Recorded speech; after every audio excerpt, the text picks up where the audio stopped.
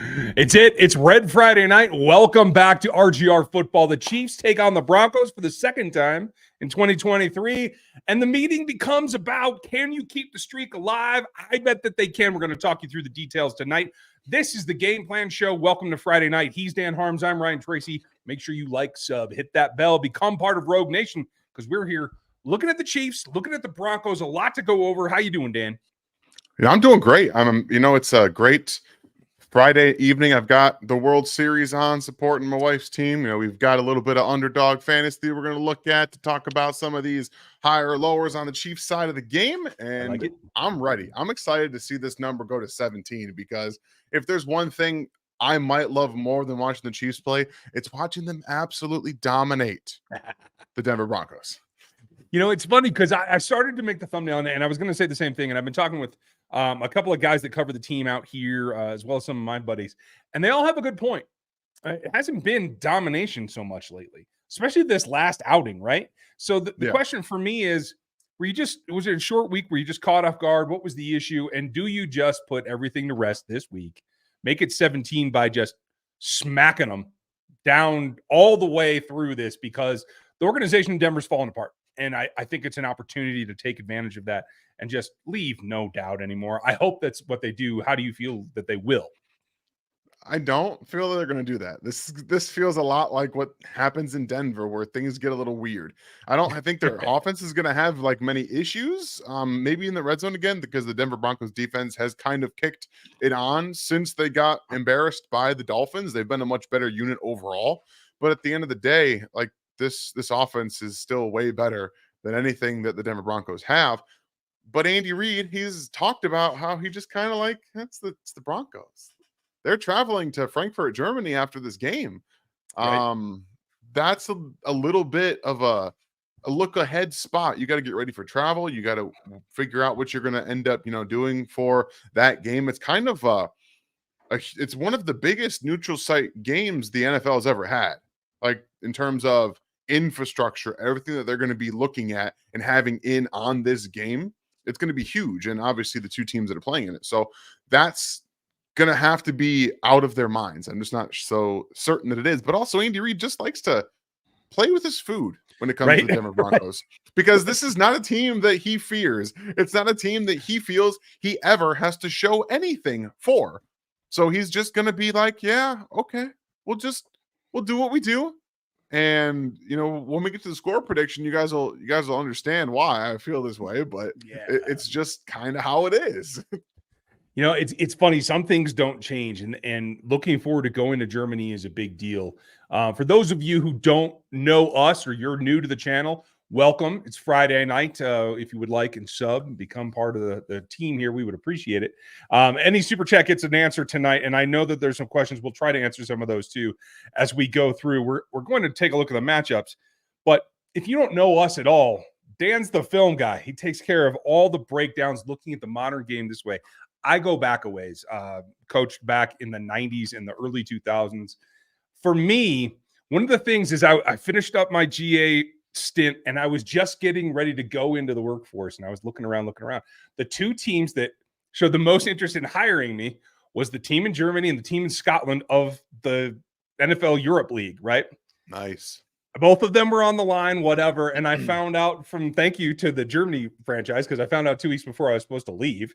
But it helped, because that was what prepped me up for like getting ready to get into the German like scene, right? Because it's huge. They have their own football leagues. They have their own way that they bring up from Pee-wee football all the way up, right? And there's huge interest in this sport in that country.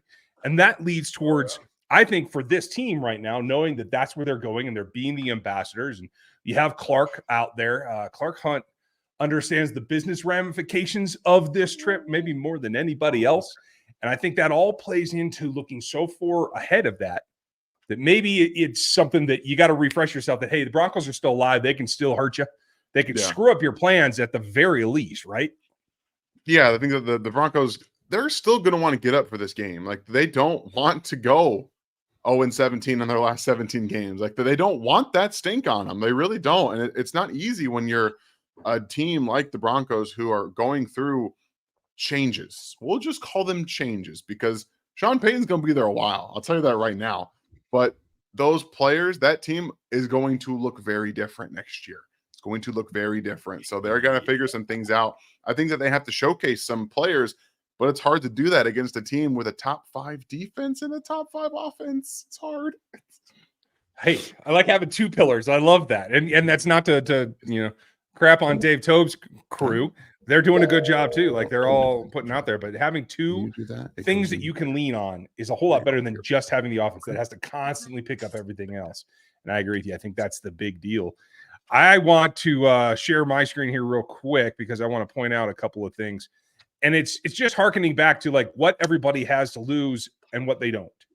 That's really what it comes down to. And here you guys can see, I'll probably have to blow that up, that it's not just that the Chiefs are at the top of the AFC, right? Okay. Yes, they are. They're right up here.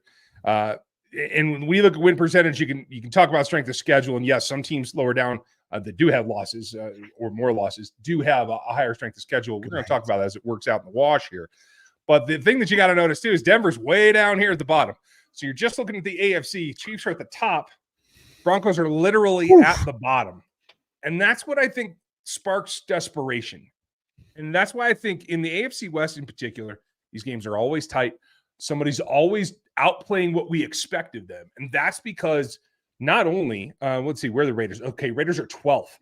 So it's like it's Chiefs way up here, and then it's boom, boom, boom, the other 3 teams. Yeah. It's so lopsided. I think it just breeds like you're not only going to get everybody's best game from Denver this week, you're going to get maybe the best game of their season.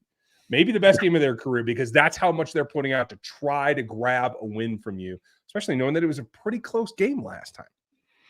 Yeah, and I mean, I disagree that it was pretty close. I'll be honest with you. They scored one at the very end that made it look that way, but they still dominated that game front to back in my mind, and that's kind of they just didn't execute in the red zone. If they execute in the red zone, but that's all to say too that like the offense is down around the league. This is not something that's new. That's just like Chiefs centric. It's down everywhere. Defenses are excellent this year. Like they've been fantastic in the red zone all across the NFL. So this is not something that's just, like I said, just Chiefs centric. And it wasn't just that isolated game. It's everywhere. So this comes down to taking what you learned from that game and working on it, because this is what Andy Reid has to do in this football game. He has to see, okay, if red zone scoring is down across the league, if defenses are better in the red zone, if they're doing better passing off those sprint outs, like that's what they're doing a really good job of handing off those sprint outs that we're seeing from the Dolphins, even the Chiefs to an extent. What are you going to bring in that's going to counter that? How are you going to be able to do that? So that's what they have to work on in this game. They moved the ball with ease against the Broncos last time. Now it's about working in the red zone. How are you going to execute there and start putting up points? 1 for 5 in the red zone last time out. And that's why anywhere up from here, I think, is what bodes well for taking this streak to 17 and just putting an emphasis on it so that you can then move on, because there are other games coming down the track that you're going to want to get covered. You're going to have covered because the opponents are going to get better. I do believe that you're going to see some spark from Cincinnati. I think they're coming back. Obviously, the Bills got off the schneid. Like Bills looked like we thought that they could. Thanks, Dalton Kincaid, for my fantasy output. I very much appreciate you. Hopefully, that's going to help me get a win today. And that brings us to, if you guys want to get wins as well, you can do it with Underdog Fantasy, because our newest friends and sponsors are taking care of all of your daily fantasy needs. And right now, if you sign up with our code RGR, and there's a link in the description, you can get in there on that new customer special. So they'll match you up to $100 on your first deposit. So if you put in 100, you get 100 from them. Plus, they'll give you the mystery pick'em, and you can get into the game, which is exactly where I know you guys all want to be, because that's where I want to be too. And we're going to walk through a couple of the selections here. Dan's going to run it this week because, I live in the mountains and things are strange, and you never know when I'm going to be able to do what I'm going to be able to do. I'm going to take myself out of here, and we'll take a look at you, because I really like what this is looking at. Low outputs for Mahomes in particular is something that I'm looking at. I don't know what stands out to you about, maybe you can zoom that in just one more step. You might be able to see that a little bit better. I don't know if there's one stat that stands out to you that you want to look at. Yeah, there's one thing that I look at every single time I come up here, and it's Patrick Mahomes' higher than 24 and a half rush Uh-huh. yards. That's where Patrick Mahomes and his rushes this year, his scrambles have been, they've pretty much been printing money. If you guys are doing this pick'ems higher or lower, you always pick the higher and he always comes through. Like the first thing that gravitates towards what number is it this week? 24 and a half. I'm almost like, again, hit it. That's what that is. Like he's going to go higher than that, whether it's 30 plus, and depending on the number, if you don't want to get it too high, because then those kneel downs at the end can take it away. So 24 and a half seems really safe in my mind. So that's definitely what I like to look at. And then we go a little bit to, I think, the rushing prop for, or the rushing pick'em for Isaiah Pacheco, 64 and a half. Now, the Denver Broncos defense is definitely something that the Chiefs can struggle with at times. I don't know that they're going to establish the run enough in this game to get him to that number, but then we go 15 and a half. I think this is reception yards. If I could click into it. Yeah.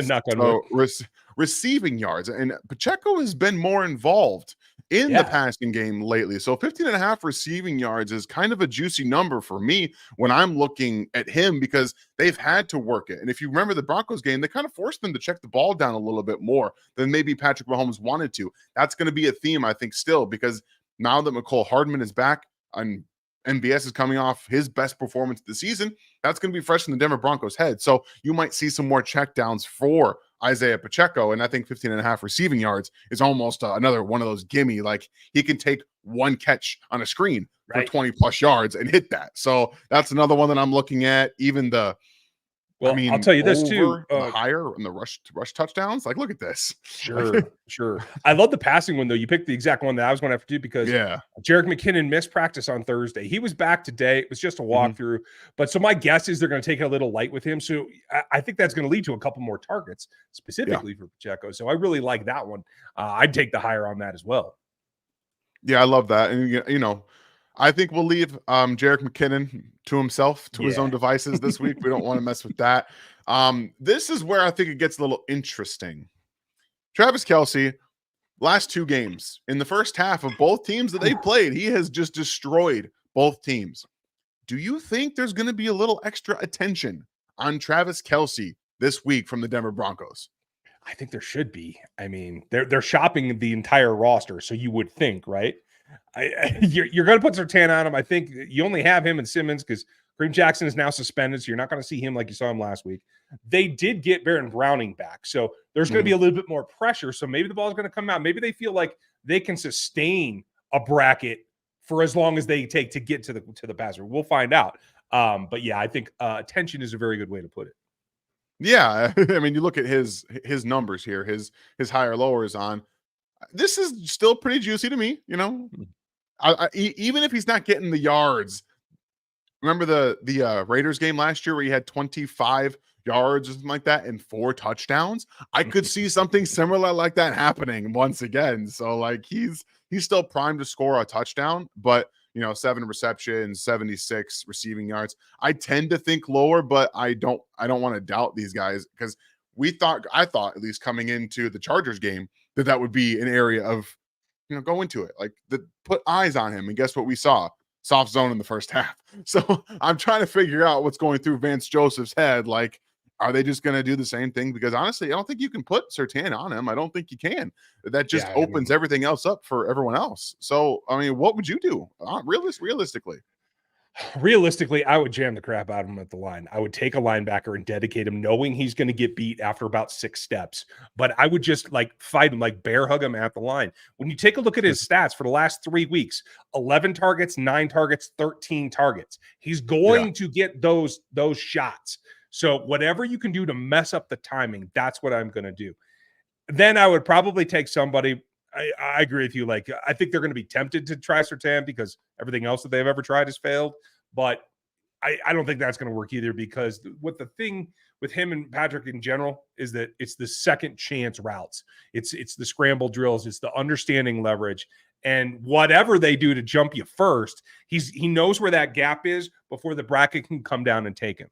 So that's where I feel like no matter what they do, it's not really going to be very efficient for the Broncos. Yeah, I'm with you there. It's hard to figure out what they're going to do. I'm probably going to leave Kelce's numbers alone for this specific exercise, just because I feel like this week the Broncos are going to be hard pressed to Yep. not let him beat them. Like it's going to be somebody else. So when that is what you're looking at, who does that come down to? Let's find our guy, Rashee Rice. There you go. Rashee Rice is not just like the number one receiver in Kansas City. I think he might have the most yards in the team this week. And again, if you're talking about the fact that he's been in the slot most of this time, he's going to get the easiest matchup. He's not going to be playing on the outside against Patrick Surtain. He's not going to be against any other outside corner. So, I mean, opening up 4 receptions, he's been hovering around 4 or 5 receptions every week. So that's probably not what I'm looking at, but right here, this higher than 43.5 rush and receiving yards is an interesting dynamic, because I could see him getting a jet sweep. I won't lie. I could see them doing something like that, but Yeah.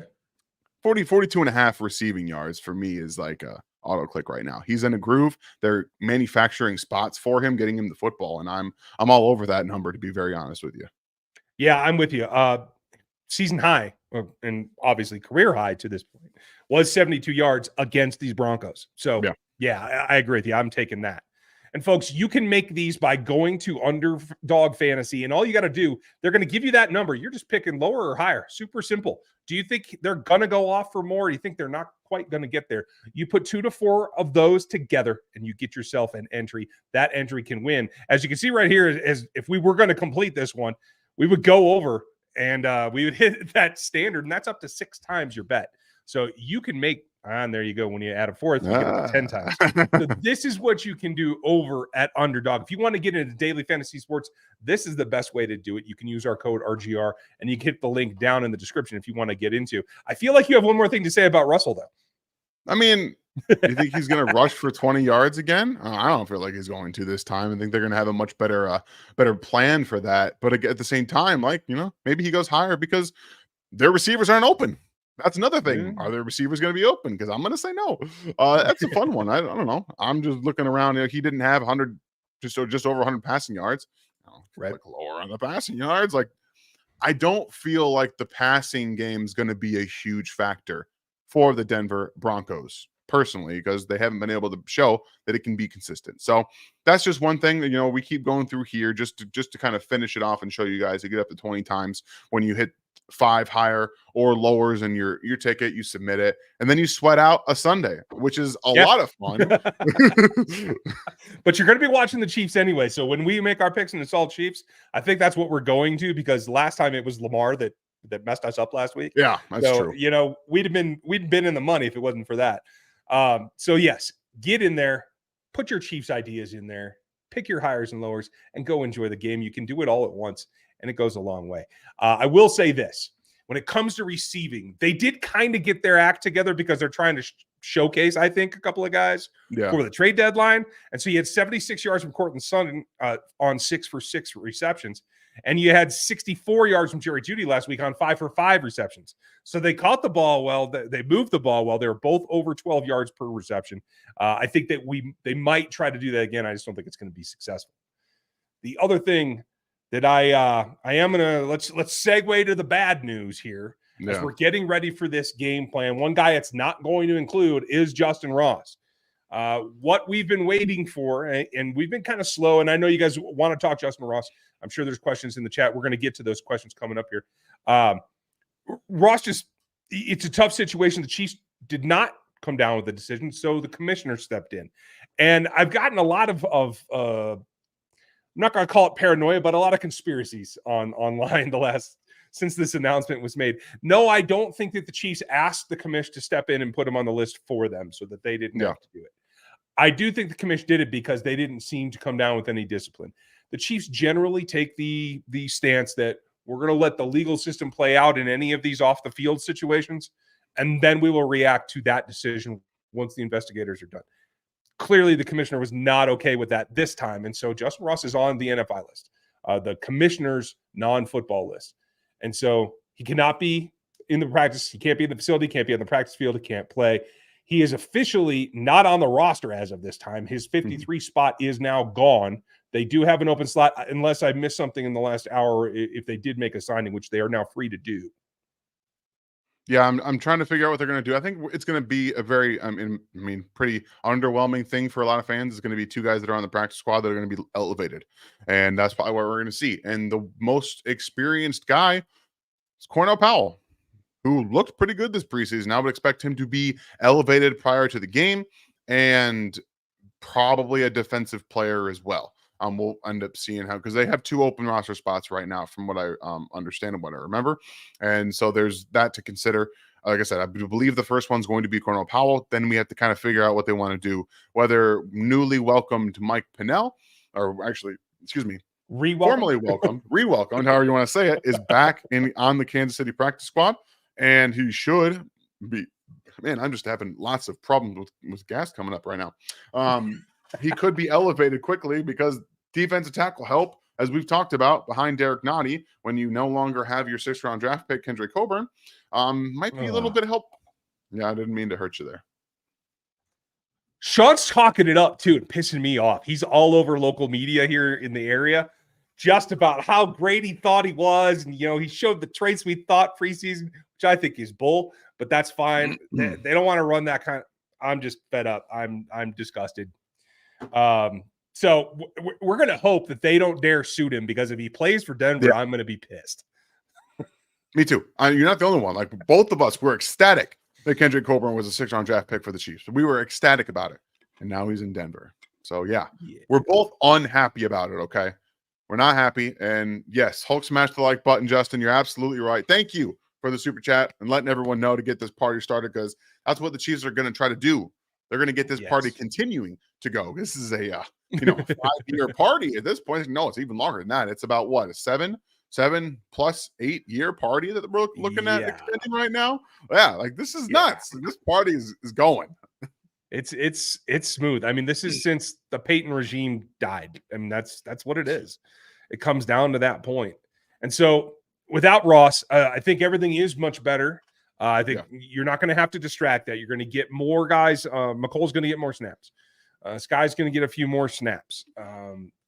I do feel like this is, like you said earlier, a way for Andy to play with his food a little bit. You're going to see some of these guys do some things that maybe we don't expect. But I will tell you that I want to start seeing a boom, what do you call that? Thunder, lightning kind of scenario. When they move out and they have a side with two wideouts, right? I'm looking to pair Mecole and Rashee Rice together, because Mecole's explosiveness will open Rice automatically.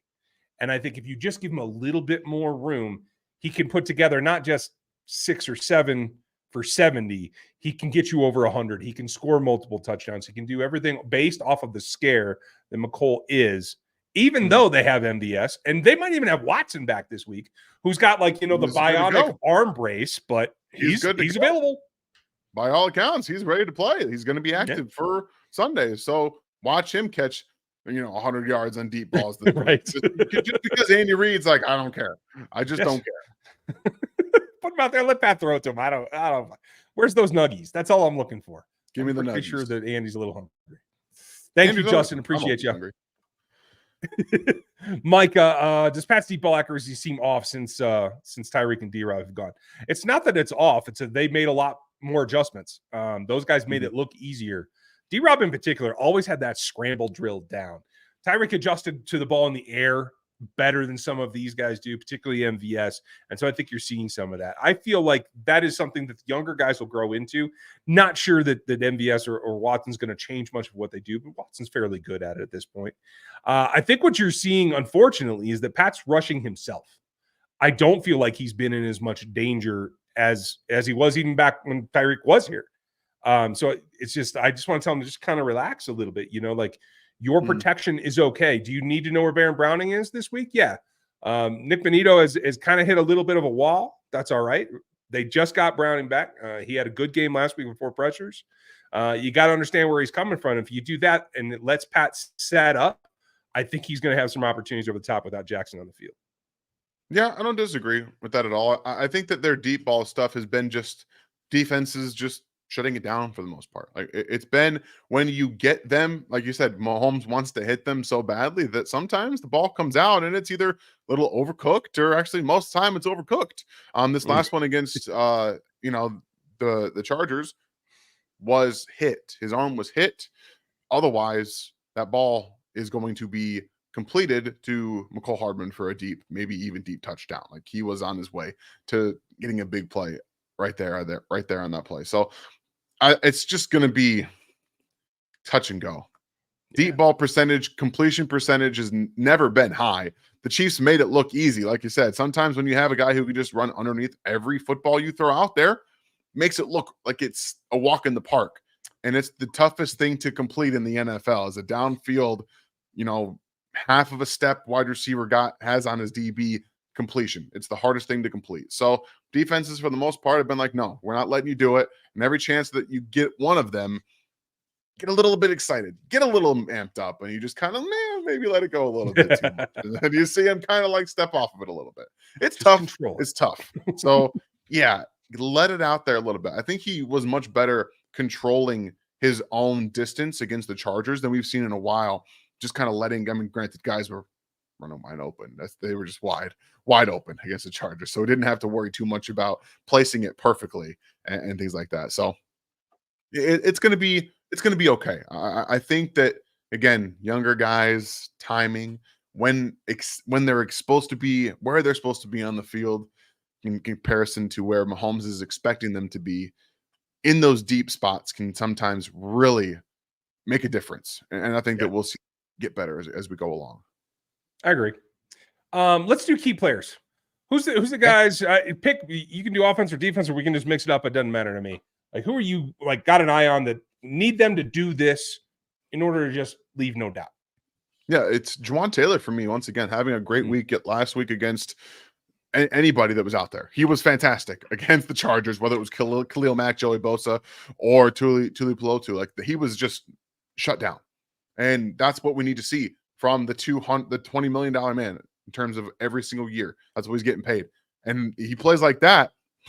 We got no problems. We have zero problems about the money you're getting paid, buddy. That was fantastic, and protecting Patrick Mahomes is the number one thing. When with Baron Browning back, I don't know if he's going to see him the most. I would imagine that they're going to put him up against Donovan Smith, who at this point in his career isn't the fleetest of foot as he used to be.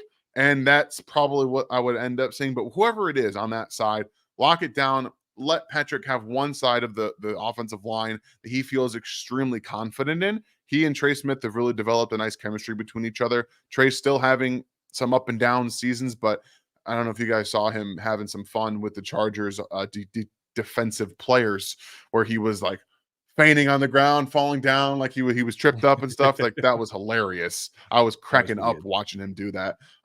They've really developed a nice chemistry. So if Patrick has to think too much about both sides, you're going to be in a problem. But if he has to think a little bit more about the left, can be comfortable on the right, they're going to be in for a long day on the defensive side. Agreed. Good question here from Micah, and we're going to hit you with some stats as we go through here, folks. Remember, we are brought to you today by Underdog Fantasy. So if you want to get into daily fantasy sports, jump in the action over there. We appreciate having a new sponsor for the Friday show. Hope you guys will check them out and support the folks that support us. Would you pay $20 to rent out a Waffle House like Russell did for his wife and singer Kiara? I think that's how you say it. I don't know. If I'm spending $20K on a restaurant, it ain't Waffle House, bro. No. It's not a Waffle House because it shouldn't take you $20K to rent out a Waffle House. It should take you about what, $100? Like, right? It shouldn't take you that much to rent out a Waffle House. You're spending $20,000 on a Waffle House. It has to be the best Waffle House in America. Like, period, bar none. Yeah. End of story. That's it. So no. I completely agree with you. I might rent one out for a year for that. I don't know. FLDB, thank you for pointing this out. I hadn't gotten to that yet, and I can tell you from where I sit up here, I'm about double the elevation of Denver, but I already have snowflakes coming down. So snow in Denver from 5 a.m. tomorrow all the way through Sunday, and the clouds are here. So yes, it's going to be cold. It's taking me back to Patrick's first start was here in Denver. Me and my family were at that game, and it was cold. It didn't seem to bother him. He played just fine. I mean, obviously he was still young. He was still going through his progression, but he played absolutely fine in the weather. So I'm not terribly worried about it. But thanks for pointing it out. Mike, welcome back, buddy. Hope you're doing well. Why do you guys think that Casey passed on Frank Clark? For me, it's really, really simple. And it's tied to all of this. When we didn't hear anything come out of the physical, that means he didn't pass it. It's real simple. You're either going to make an announcement if it's a star player, or you're just going to say, hey, thanks for coming out, but we're not going to give you a contract at this point. The fact that he went directly to Seattle, the only other team that has paid him in the past, does not surprise me. John Schneider likes him. That makes perfect sense. But Frank's physically not capable of doing much these days. And I think what little you saw in Denver, and certainly what I saw at Denver's training camp, was not anything to write home about. So I'm not terribly shocked. Have you heard anything else, Dan? He wanted to be on a roster. Kansas City had a practice squad spot available, and they said, "Hey, Frank, if you would like to stay on the practice squad for maybe most of the season, we got a spot for you." Frank said no. They said, "All right, good luck." That's what it was. That was the conversation they had. I'm willing to bet that's what the conversation was. Appreciate you, but good luck to you. That's the way. Love everything you did here, but if you don't, you don't want the practice squad, see ya. Absolutely. Steamin' Demon, thank you for the support, pal. Why no mention of Mike Pinnell? Locked On was all over Clark, but no mention of new guy. Because Mike took that practice squad spot. Mike is, a 34-year-old defensive lineman that has been out of the league this entire season. So I think we just tried to we only have 22 minutes on the Locked On show, so we condense quite a bit. But Mike's a guy that can play valuable reps for you once he's back up to speed. Like, consider this like training camp for him. Like, he can't be in football shape, especially for a guy that age that hasn't been in a camp, hasn't been on a roster. Like, it's going to take him some time to adapt. So, but he's played for this team before. I think he's probably still capable. We'll just have to see how he looks when we do see him. You say that, but Darrell Henderson came in off the street last week for the Rams and put up, 2 touchdowns and like 75+ yards. Like, didn't matter. I mean, he's not a running back, but Mike Pinnell is probably keeping himself in pretty good shape. But like Ryan said, he's not going to come in here and play meaningful snaps. Like, that's not what he is. He's here to gear up and be a body at defensive tackle if they need him. Like, that's what that's for. It's the same with Frank Clark. That would have been if he was on the practice squad. If they need somebody, if someone goes down, knock on wood, that kind of stuff. Hey, Frank, there you go. You're ready to be brought up. That's what it was for. Yeah. Just hang back. We'll let you know when it's time. Thank you, Steven. Blake, nice. Congrats. I think you're going to be in for an expedited rise there in your fantasy output. I have not been able to secure that trade in any of the leagues that I'm in. And I did go back, and I'm in a couple more leagues than I was last year. I had to get away from it for a bit, but mine are like the draft once and best ball type that I'm not setting rosters every week because I just can't keep up anymore. I like them. I like best balls, but I'm not going to lie. I love the frustration of having to continuously set your roster and have your bench outscore you every single week. That's why I'm. Yeah, I can't do that. Great question here, Justin. Where does Mahomes rank in sacks on the season? Excuse me. I will share with you exactly where he's at. And I filtered this by guys that haven't taken at least 20% of the snaps, right? So Patrick has taken 300 dropbacks. He's been sacked, 7 times. That's it. He is tied with 3 others in Garoppolo and Anthony Richardson. Anthony Richardson, who is a scrambler more than a passer, to tell you the truth. And he's almost 2-1 on Garoppolo and 3-1 on everybody else. Plus, Dalton's only 64 dropbacks and PJ Walker only 74. So he's doing, not only is the line playing well, but he's doing a good job of avoiding what he can. So pressure to sack percentage, I believe, is the lowest in the league at 7%. Just want to double check that. Yes, it is. So, I mean, that tells you just what he's doing against the pass rush. Yeah. And I mean, you look at the 1, 2, 3, and the other guys that are tied with Patrick Mahomes and Tyrod Taylor, they haven't played all the games. Like Patrick's been the starter all year. So then it just shows you that he's doing a great job of not just getting out of the pocket, but scrambling when nothing's there. He's not holding the ball too much in the sense that he's staying in the pocket when there's nothing there.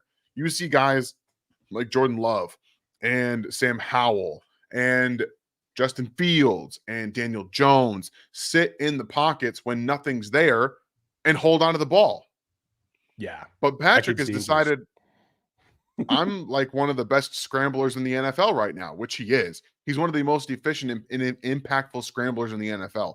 And so he's taking that upon himself to say, look, I'm not going to take these sacks. We're also going to get the ball out a little bit quicker these last few weeks. And it's come to a point where they're just like, it doesn't matter. But it also helps that the offensive line is one of the best in the NFL right now. They're playing at a top 5 offensive line level. And that just, that helps everything. Yeah, it all makes it go. And I want to point out one other thing. I tried to zoom this in for folks so they can see it a little bit better. Of this group, and we're just looking at like roughly the top 25, 23, something like that. One of the metrics that I track, and you guys see this in the draft series, but you probably don't see what I do with it all week long, all season long in the pros, is track this. When they're under pressure, what do? Mahomes, a 7-5 in terms of what PFF calls a big time throw, meaning that it was an exemplary throw, either into a tight window or on a platform that most people can't throw from, versus a turnover worthy play where whether it was picked or wasn't, should have been. And that comes down to a positive ratio 7-5, right? If you look at all the other quarterbacks in here, 2 is another guy who's actually performing better in this metric than Patrick is. Other than that, you see a lot of guys, Mayfield 2 to 3, Purdy's negative on the backside of it. Josh Allen's the other big one that is performing this kind of more good throws than bad, even when pressured. And that's one of the ratios that I track week to week, game to game, year to year. And that's what matters. So that puts you in those positions. When Patrick steps aside and lets his guard down a little bit, and he starts throwing those dumb interceptions because he's just trying a little bit too hard. That's the key. That's the tipping point. If he just turns that down just a little bit, all of a sudden he gets super efficient, and you see these sacks go away and a whole bunch of the other stuff. So just wanted to throw that out while I had it. Thank you, Justin. Appreciate the question. You had another one earlier. How big is Hardman coming back? I feel like it's an additional piece for some reason. You correct me, Dan. Justin Watson's shown speed. MVS certainly has speed in a straight line. They can stretch these defenses. They don't scare guys like Mecole does. Coordinators aren't scared of either of them, but there is a fear factor for Mecole. I don't know how it is, but it is there. It's because of the acceleration. Justin Watson and MVS have speed. Yeah, they're a little more build-up speed, but still, they're like 4.3, 4.4 guys. Mecole Hardman, acceleration, I'll be honest with you, it's not far off from Tyreek Hill in terms of the acceleration. Now, he's not as fast as Tyreek, obviously. That was part of the allure, is that he was acceleration fast. If you guys remember back to that Tennessee Titans game, it maybe about 3 years ago now, where Mecole Hardman caught a pass, the jump. No, it was his rookie season. My apologies. It was his rookie season where Mecole Hardman caught the jump pass from Patrick Mahomes and then split 2 guys that were in front of him. They were in front of him. No, it wasn't. It was the Titans. It was the Titans. Oh, was it? Okay. Oh, it's the Raiders. Okay. It was different. He split them and pulled away from everybody.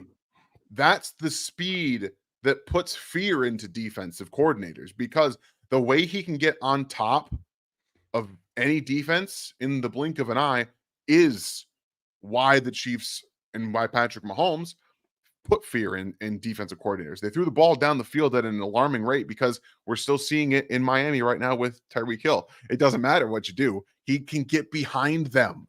Yeah. He can get behind them. And that's what Mecole will bring to this offense, is that the acceleration, you have to have that, just that much more cushion. If you bring him too close and you miss, yeah, it's not just playing a 3 or 4 guy shell over the top. Yeah, you got to be able to jump on it. And the punt return stuff too. He just showed you he got one chance to return a punt on Sunday. He got one actual opportunity. And what do? He turned to like a 40+ yard return. That's the kind of stuff that we're talking about injecting into this offense. So yes, I did not believe that the Chiefs were going to bring back Mecole Hardman, because they showed that they didn't want to. It was a 1-year, $6 million contract he got with the Jets. Wasn't exactly lucrative. They could have done that. They chose not to. Then they kind of went, hold on. Maybe we made a mistake.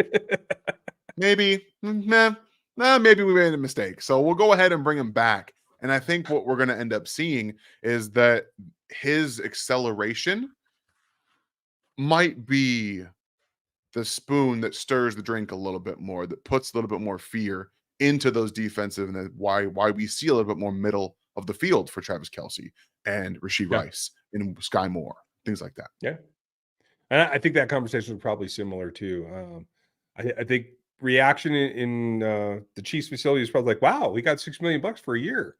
Good for you, Mecole. And then the Jets were like, hey, we gave him $6 million for a year. We should trade him back out of here. So Right. you end up getting him for $1.80 million, which is crazy. And whatever the residual is, it's not much. So a good deal all the way around. What they didn't get a good deal for was Kadarius Toney. And I'm glad you're on it, Pono. Honestly, that would be the question. I think Herring's shown some promise. I think Dickerson's played some snaps for you. I don't think any of them needed to go. Quite frankly, there are other players that are not as good overall, but they probably play special teams or something like that. I think that's what it was. Or else there's just something we don't know about what Coburn did inside the building. That's all I got. But Yeah, I good don't question. know. It's interesting, but at the end of the day, Yeah. it is what it is. Thank you again, Steeman. Another Thank good you, Steeman. question. Russell is used to throwing in the weather. How will our rookie back end hold up in possible snow, defend the wet ball? I don't think it's going to be a problem at all. Yes, Mike Edwards played in Tampa, but he's played everywhere in this league. I'm not worried about that. Cook coming from Cincinnati, he's played in cold weather. That's not going to bother anything. Nothing scares me about L'Jarius or Trent McDuffie. Trent played in Seattle in college. Like the ball was always wet in Seattle. So I'm not too worried about him either. Do you have any concerns? No, I think that they'll be just fine. Like I'm more interested to see how are they going to adjust to just playing in Denver. Like they seem to come out strong in Denver early, and then they just kind of back off. Like the snow stuff doesn't really bother me. We know Patrick Mahomes loves him some snow games. If this is a legitimate snow game, watch out. Oof, This might be the thing that gets Patrick going, like to get you locked in. If it's snow, oh man, get him warmed up. I'd be ready for that. Here we come. Thanks, Steeman. Appreciate you. And thank you, KB. Appreciate you too. Thanks for the super chat. And why not elevate Piran from the practice squad to give help to Pacheco? Pacheco can't carry the load himself. I don't feel like CH is effective. And we're using Jet judiciously. Agreed. I don't know. Clyde still feels like a rhythm runner to me. Like you got to give him enough snaps for him to do anything significant. And I agree with you. I just don't think that they have enough snaps for him at this point. I don't know if Piran's going to be any different. I could be wrong. What do you think, Dan? I don't know. I really don't. At this point, like you said, Clyde is just not. He's not moving any needles. He's not doing anything for this team. Like you get a couple of good runs out of him every now and then. I still hold it out after the drop. He gave you a nice 7-yard run and gave you a nice 3rd and 3 that didn't have before that. So that's all just kind of what he's going to end up doing. And at the end of the day, he's in Kansas City. He's like the guy behind Pacheco, what the coaching staff trusts. I got nothing else for you other than they feel like in situations he gives you more than LaMichael Pirine, or LaMichael Pirine would be on this roster and he'd be behind Isaiah Pacheco. Like he just would. So yeah, you guys know how I felt about Clyde coming out. You know how my opinion has changed about him as a player because his effectiveness has gone down since his injuries. It's just not what it was. I think he would be a much better player if those injuries didn't happen. I'll be very honest with you. He wouldn't be the 1st-round draft pick. He just wouldn't be. But he would not be what we're seeing right now. This guy has he has no juice. He's got none left. It's gone. It's been zapped from him. The injuries took it. What little he had. So they'll be drafting running backs or not drafting running backs, bringing in tons of UDFAs, whatever. I don't know. For the foreseeable future, for sure. Yes. Thank you, KB. Appreciate you. Thank you, KB. Let's see. Steeman, thank you again. CBS decided that 49ers was the national name. Can't watch the snow game. Red zone to the rescue. Okay. There you go. Dang, that sucks. I didn't realize what you got to do. I think you can get a trial of the what do you call it? Sunday package as well on YouTube, if I remember correctly. So I believe so. Just saying, hey. Manifold bite. Cough. Sorry. Right. Sorry. Hey, what are you gonna do? Yeah, they want a matchup that they can get eyes on. So give it a shot and see what you think. NFL Plus, I think, also might have a trial on it too. I would consider both. Callie, I hope you're doing good, bud. Thank you for the support. Do you think my flight will be okay tomorrow? I saw snow in the forecast. Yeah, it just depends when you're getting in. I'm told up here that I'm supposed to start worrying about snow about 4 a.m. Down there in the city, it's probably more like 9-10. So if you have an early flight, you might be okay. If not, you'll probably be delayed a little bit, but smart coming in on Saturday. I know people that try to come into Denver on Sunday morning to get to like the afternoon game, and a lot of dudes waste tickets and miss it completely. So definitely smart of you to come in Saturday. I think you'll be okay, but just be prepared for a little bit of delay. I hope it goes well for you. Safe travels, buddy. Michael, is this a trap game? And who do we make a trade for? All right. So they already made their trade, guys. I don't think they're making another one. They don't have, not that they don't have roster spots anymore because they have a couple of them, but they don't have cap space. They have like $3.5 million in cap. And then outside of anything else that's really going to help this team, at this point, you need cap space for like a number 1+ wide receiver. Like what people want Mike Evans in Kansas City. Like you need money to be able to do that. And they don't have it. That's just the name of the game. Like they're pretty much stuck where they are. And that's fine. They're more than okay right now with the players they have to make a run. They're 6-1. Like this is not a 4-3 team looking to make that move to get them over the hump. I think they figured out what they're good at, and they're going to keep chugging away at that. But this can be a trap game. To answer your other question, it can be. We talked about this coming into the first Denver Broncos game, coming into a couple of other games early in the season. If you overlook, any team can beat you, any team can get you. Colts last year is the game we all come back to. It should be the game on their radar as well, where they look at it saying this has to be on their own bulletin board. That Colts game from last year has to be on their bulletin board. Has to be. You can't overlook teams in the NFL, or you're gonna get got. Yeah, there's anybody who says they know what's going to happen is wrong. Yeah, absolutely. Even us. Like we have a good idea. We're going to give you a prediction because we have a good idea, but we don't know. Anything could happen. No idea. You could stub your toe in the locker room coming out. I don't know. Let's hope. I'm not going to go down any more roads because I'm not going to jinx anything. Yeah, right. What are you doing? What are you doing? Shut up. Thank you. Breeze, thank you for your support. Nice to see you. I know you all love food. I got a new smoker. Good for you. Put that sucker to use. Hoping to pair a pork shoulder with a Chiefs W. I like that. And Wilson say Broncos country. We're tired, or we tried. I like that. I think either are applicable in this game. So. Very true. I pulled out about an 8-pound brisket flat out of my freezer this morning. It's in the fridge. We're gonna try something. I've never done anything that large before on any grand scale. It's gonna have to be early morning start. I don't know if I'm gonna do it this week or if I'm gonna do it next week. I'm like kind of trying to psych myself up to do it. It's gonna be cold still now because now apparently winter's here in Missouri. Decided 70 degrees this morning and it's like 40 degrees now. I don't understand, but regardless, we're gonna see what happens with this thing. I've never done anything of that magnitude before.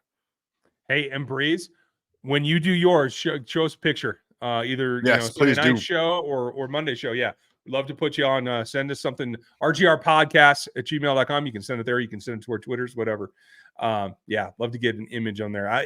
I love the cooking part. I have a great show that I have finished editing from Great American Beer Fest. That's going to go up on the Craft channel next week. So if you guys are into food and beer and stuff, go sub to RGR Craft. You can find it anywhere here on YouTube, and you'll see that probably on either Tuesday or Wednesday night. I'm leaning towards Wednesday. I need more edit time. That's something we don't have. Something we don't have. Right? Des, wide receivers not getting open versus man, is that a big concern? I wouldn't say it's enormous because, quite frankly, most of the league is throwing a ton of zone at them. I believe the Broncos ran 62% zone last time. Yeah. I think desperation might force that up a little bit this week. I don't know. We'll see. But yes, it is a concern, but I don't know that it's like super, super bad. Where are you at, Dan? My bigger concern is watching them run routes into zone coverage. Like watching them run man beaters into zone coverage. I know that they have more freedom to adjust their routes, but why is it not happening more? Like that's something, because I've seen it happen in real time last year with a couple of these guys. I've seen them adjust their routes based on what the look they're given. So I'm interested about why we're seeing that. But you're not going to get open against man all the time. It's not going to happen. Depends on the route that you're running. Go route. So most guys aren't going to get open unless you're MVS and you got nobody atop it's things like that. If you got the speed to be able to do it, but on the outside, like I want to see Sky run more in breakers against man, but he's not asked. He's running curls. He's running different things where he's not really being asked to use his traits. Like that out route against the Chargers was a good use of the cushion. Get him moving a little bit to his inside with that outside step, or then inside step, and then break to the outside. Things like that. Just get them running what they do more, what they're good at more. And I think that we'll see some dividends paid there. Sorry, that made me chuckle. Probably not appropriate, but hey. That happens. Sorry, I got distracted, Dan. Isaac, just moved to Denver a month ago. Welcome to town. Are you going to the game? I am not. I was considering doing that. I had an opportunity to sit someplace cool that I've never been. That opportunity evaporated as soon as I sold off the tickets that I had. So I am now out of luck. So no. And quite frankly, it's going to be cold. I think I'm going to be okay at home. Yeah. Like the cold stuff. We try to get out to games around just, if not in early October, before then. After that, like I love Arrowhead, guys. I'm just not gonna do it for a 20 degree game, especially at night now, because all of their games are at night. It's cold. I'm bringing the Carhartt coveralls. Y'all are probably gonna see me out at Arrowhead on Christmas. So awesome. I don't care. I'm going for it. Good for you. I haven't been to one of those in a while. So Arthur, y'all think that Veach will make another move before the trade deadline? Dan, I think you're squarely in the know, right? Yeah, just unless they make a money-saving move somewhere, they just don't have enough. Yeah, that's where I'm at too. Like, I think that there's interest, but they have to move salary as well as capital in order to make a pick. We'll see what happens, but it feels like no right now, Arthur. Yeah. Thanks for the question, though. And thank you, Jackson. Do you guys think the KT can still be a wide receiver one for this team at some point? Go ahead. I don't know how to phrase this. The thing that's holding him back is his body. Okay. That's what it is, in my opinion, because the talent's all there. Like he's one of the more upside talented players at wide receiver in the league, but he's just been so unhealthy. His body, we don't know. Like they don't know what's going to happen if they run him on a full route tree on a full game. That's why he's playing so little right now. They don't know what's going to happen. They're happy to be stringing games together. Andy Reid's even said himself, like he's stringing games together. That's important for mentally, physically. Maybe if he mentally is playing enough games, his mind will be able to maybe make his body not be so susceptible. Because sometimes the way your brain and your body connect and they work doesn't make any sense. But if you have the confidence in your own body to get through games consistently, you might actually be able to string together starts and more snaps later in your career. So they're playing it touch and go with Kadarius Toney right now. The way they talked about him in the preseason, granted, they talked about Sky Moore as well. So I'm not entirely sure if we should be taking their word at face value when it comes to the wide receiver position. That's a fair point. I think we're going to need to keep that in mind in the offseason next season. Good point. Thank you, Jackson. Appreciate you. Longborn, nice to see you, buddy, and thanks for the support. Watching live, drinking a New Belgium Oak Spire bourbon barrel-aged ale. Barrel is from Four Roses. Yes, you are doing it correctly, sir. Well done. Yes. I've got a nice little Boulevard Mango Jungle over here. It's a sour beer. I love my sours, even though it's apparently winter. Like I said, I don't care. I just had a nightmare on Brett last night from True out here in Denver. great sour, and I'm glad it was still warm. So I'm with you. And Yeah. Longhorn, that's a great beer. As long as they don't mess with it too much, the whole Christmas release they did 2 years ago, it made it almost undrinkable. But you, sir, have great taste, and I know that the Four Roses is what got you. I am fairly certain of that. So cheers, buddy. Red Hood, hope you're well. When do you see FAU finally having it click for him? He's starting to make more of an appearance. Honestly, at this point, I think it's the buy. I think getting another guy with some juice in there, like a Menahue, a few more weeks of practicing with him, living, just getting pushed a little bit. I think that will click in. That's kind of like my mark right now that I need to see. Yeah, I'm a little interested about what's going on here. Unless they expect Mike Dana to leave in the offseason, which I don't know, because he's going to be relatively cheap. But this contract year could price him out. He's, again, on pace for 10 plus sacks this year. That's not nothing. Like, that's not nothing, guys. That's a really good season for Mike Dana. If he prices himself out, okay, awesome. There you go. You have your guy to step in. If he doesn't, what happens next? Charles Menahue is a starting defensive end for your team. Chris Jones obviously can play inside outside. George Karlaftis can play inside outside. What's the thought process here? Now, drafting him in the first round, but he doesn't have a spot in your rotation in terms of being a starter. Yeah. So we're going to find out how they feel about him, I think, down the stretch. After the bye is probably when you're going to see him maybe make some more plays. But right now, with Menahue back, there's not many snaps to be had out there. No, There that is a very, very good point. And honestly, when I think about it, it might even be the postseason when you just want to run fresh legs out there over and over and over.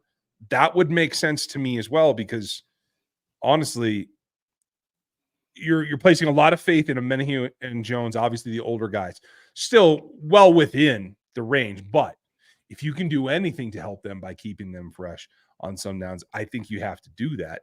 I'm just going to look here real quick and see where the pass rush snaps have gone for FAU. I'm not, and I don't think he's been bad. No, I don't even think he's been bad. Like, he's had some real flashes early in the season when the reps were there to be had without Chris Jones, without Charles Menahue. But I think we're seeing a little bit of what Steve Spagnuolo is. He likes his older guys to be in there, much like Andy Reid did last year with Juju Smith-Schuster and MBS and Justin Watson. They like the experienced guys to pass off too. They kind of had to start George Karlaftis last year. They didn't have a choice. Yeah. Frank Clark was dealing with his stomach bug stuff still and injuries, so they had to throw him out there. This year they haven't had to throw FAU out there, and it might be a good thing. He still had a lot of work to do as developing as a real, true defensive end in the NFL. Again, I stick by what I said. He's got the best pass rush toolbox of anybody not named Chris Jones on the team. But there is a lot, like we're talking about a handful of seasoning that needs to be dropped on this guy in order for him to get better as a defensive end in the NFL. And this is a good situation for him to learn. Yeah. He needs a good brine. He needs to sit in it for a while and soak it all in from everybody else. That could be good. We're just going to keep the food analogies coming here, people. That might be our newest thing. Yeah, right. Hey, we'll just keep adding to it. I'm just going to show you FAU snaps real quick before we wrap up, folks. Because he was tooling along the first 5 weeks. I'd say he averaged right around 20 snaps when you maybe something like that. And then the last 2 weeks dropped down to 5 and then 10. And so something happened, something changed. Obviously that was before Menahue's return as well. But so he did pump back up. Let's see what happens this week and see where that's taking on. And maybe we can figure that out. I hope we see this. Could be also another week. Could be a week that we see him.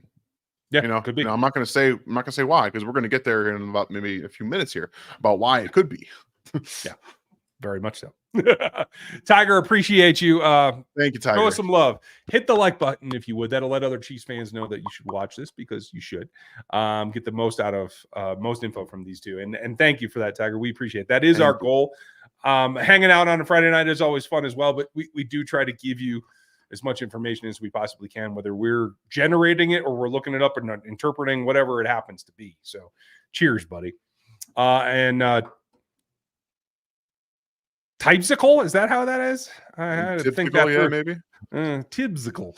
FAU was only 21. He was very raw coming out of K-State. I think he was always been a longer-term project, not super shocked at his reps. And that's a fair and legitimate point. I didn't have him graded as a first-round pick. He, quite frankly, he was overdrafted by about 20 spots because of the way it fell, in my opinion. And so that builds in a little bit more development time as well. So I think that's perfectly legitimate. And honestly, not everybody is going to be able to jump into the fire and adapt like George Karlaftis did on that front for Steve Spagnuolo. Sometimes it does take a little bit more cooking. So we're just going to braise him for a couple more hours, and we'll see what we get to. I'll just keep coming up with stuff here. It's going to get ugly here pretty quick, though. Deldrick, thank you for being the daily and getting me through every day. Deldrick, thank you for being with us. We appreciate you, pal. Thank you, Deldrick. Honestly, if you guys weren't here, Dan and I would just be yakking at each other all day. So we appreciate you being here for us to talk to. Or I think he'd get pretty sick of me pretty fast. So, hey, this show's about you. Dan, what else you got going on? I know you have fantasy work out there. What else should we tell everybody about? I am dipping in. I got the itch like 2 weeks ago for the draft content stuff. Like we started off a little bit earlier last year than we usually do. I've got 2 breakdowns on Twitter, 2 wide receivers. We're going to be that's my sweet spot. Wide receiver is my area in the draft. I feel like I nail these guys each year. I really do. I feel like I have a really nice grasp on what the NFL is looking for and how evaluating these wide receivers coming out. So that's what I'm starting with right now. I have Xavier Worthy. I just put him out on Twitter today, and last week was I forgot his name earlier, and another receiver, the Oregon wide receiver, Troy Franklin, yeah, not the one that was there last year that transferred. No, Troy Franklin, wide receiver out of Oregon. They're both there, so they're out there. I'm going to keep looking at the wide receiver group this year. I'm excited. It's going to be a lot of fun, draft stuff and fantasy stuff and RGR stuff, all of it, man. Like I don't know how I do all the stuff that I got out. Right? I'll be very honest with you. See, but watch out. You're going to end up just like me. Longmorn, thank you. I agree with you. I think this does. We're going to get to our predictions here in just a second. But I do want to share with you the other thing that we've been doing. My first pass rush metrics have come out for the 2024 pass rusher group. I'm tracking all the big 4. Quarterbacks came out 2 weeks ago. This is the top 15 in production. Obviously, the film grades will come at a later time, but this is everybody. And if you guys want to get in and get more information on the pass rush, this is a great way to do it. You can see the top of it here with the free subscription, but just go to NFL33.com. And if you want to get behind the scenes, you can see it all. You want to get to know these 3 names, Latu, Murphy, and Murphy, a pair of twins, and Gabriel and Grayson that are up there. It's the best trio in college football for pass rushing, pretty hands down. So check them out, and I hope you guys will give that a listen. That said, Dan, how do you see this going down? Yeah, this is, again, Andy Reid plays a little bit with his food, but he also figures some things out in the red zone. I think they're going to be much better in the red zone this week against the Broncos than they were 2 weeks ago. But I don't think the Denver Broncos offense comes to play much like it did last time. I think this is going to be, maybe they get a little bit, maybe they score more points. I'm still trying to figure out how many they score, but on the top of my head, I'm going to go Chiefs 27, so you get 3 touchdowns and 2 field goals, and the Denver Broncos 17. I think that's probably where this ends up. Okay. I've learned my lesson. I don't think Andy's going to crush a team by more than 14, so I'm going to put it at that. And I'm close to where you're at as well. 17, I agree with. I don't think the Broncos break 20. I think you might see something because everybody's on edge in this town. Everybody's trying to make some kind of play to get themselves out of this town. So whether it's Sutton or Judy, you might see something break. I'm a little bit concerned about the linebacker matchup just because they gave Javonte I want to say it was 16 rushes last week. And they have McLaughlin as a change of pace. Without Bolton, they're going to push him a little bit and see what they can find. I think the linebackers will respond just fine, but I'm just saying it could be out there. You could see a breakdown that gives an explosive that actually gets in the end zone. We'll find out. I have this game 31-17 Chiefs. I'm not going to be too worried about it. And, if it goes that way, I may just have a beer during the game, and you guys can see us live post-game, and we'll go through the whole 9 yards, all of our notes, what we take down, what we see is important that the broadcast isn't going to tell you, or what we think they're crazy about, because they certainly are at times. Absolutely. Hope that you enjoy everything this weekend. Enjoy your Red Friday, Dan. You got weekend plans? You guys doing something fun? I don't know. They may have changed based on the weather change, the bipolarity of it all. So yeah, I have no idea right now. I know that on Sunday I'm going to try to get that. I think I'm going to try to get the brisket in there. I don't know. There you go. There you go. It makes me nervous, honestly. But I'm get the easy up out. Just tent it up. You'll be all right. Folks, you have a great time. I'll probably do a live or something, maybe a little short or something, when the weather, probably pre-game. So look for that here on the channel. I'll do something out the window because you're going to see the Winter Wonderland coming.